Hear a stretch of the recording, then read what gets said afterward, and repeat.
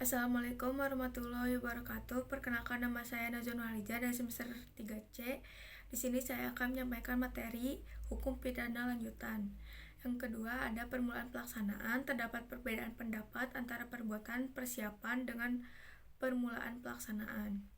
Yang ketiga, pelaksanaan tidak selesai bukan karena kehendak sendiri.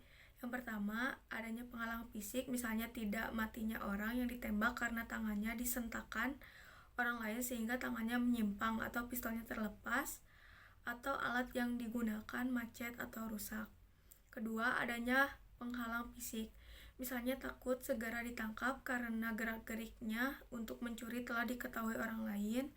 Ketiga, adanya penghalang yang disebabkan oleh faktor atau keadaan khusus pada objek yang menjadi sasaran, misalnya daya tahan orang yang ditembak begitu kuat sehingga tidak mati. Tidak selesainya perbuatan karena kehendak sendiri. Yang pertama, pengunduran diri secara sukarela, yaitu tidak menyelesaikan perbuatan pelaksanaan yang diperlukan untuk delik tersebut. Kedua, tindakan penyesalan, yaitu meskipun perbuatan pelaksanaan sudah diselesaikan, tetapi dengan sukarela menghalangi timbulnya akibat mutlak untuk delik tersebut.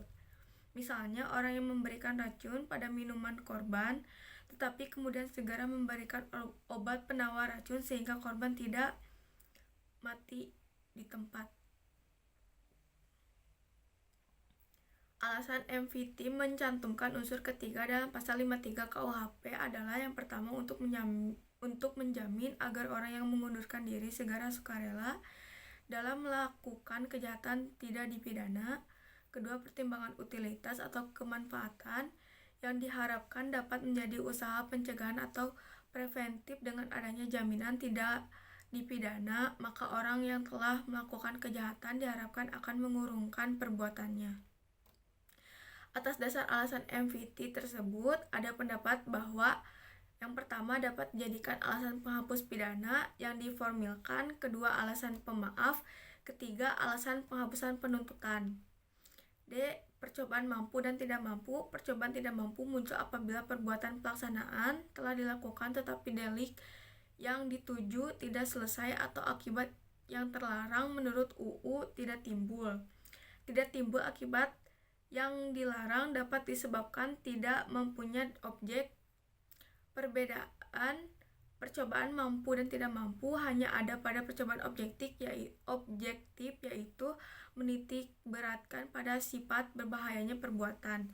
Sedangkan penganut teori subjektif tidak mengenal perbuatan tersebut, melainkan menitik beratkan pada sifat berbahayanya sikap batin atau watak pelaku tindak pidana. MVT membedakan antara percobaan yang tidak mampu karena alatnya dibedakan. Yang pertama, tidak mampu mutlak atau absolut, yaitu bila dengan alat tersebut tidak mungkin akan muncul delik atau tindak pidana, misalnya meracun dengan air kelapa muda.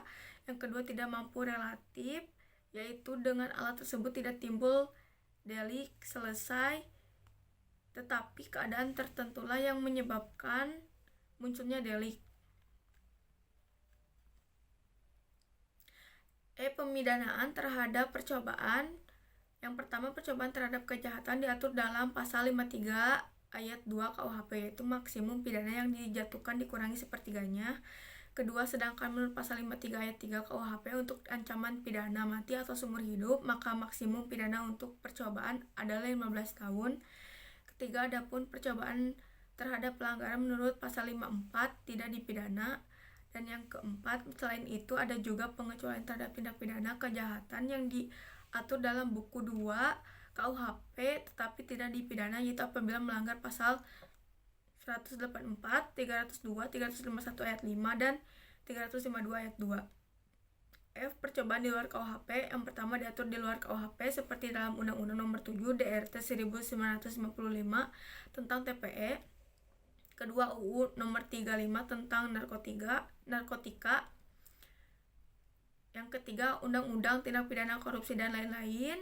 Dan yang keempat, terhadap beberapa tindak pidana di luar KUHP diserahkan kepada pengaturan undang-undang tersebut dengan pasal 103 KUHP, tetapi pada umumnya tindak pidana di luar KUHP atau khusus tidak berlaku atau tidak mengenal percobaan atau juga dianggap perbuatan selesai. Sekian yang dapat saya sampaikan. Assalamualaikum warahmatullahi wabarakatuh.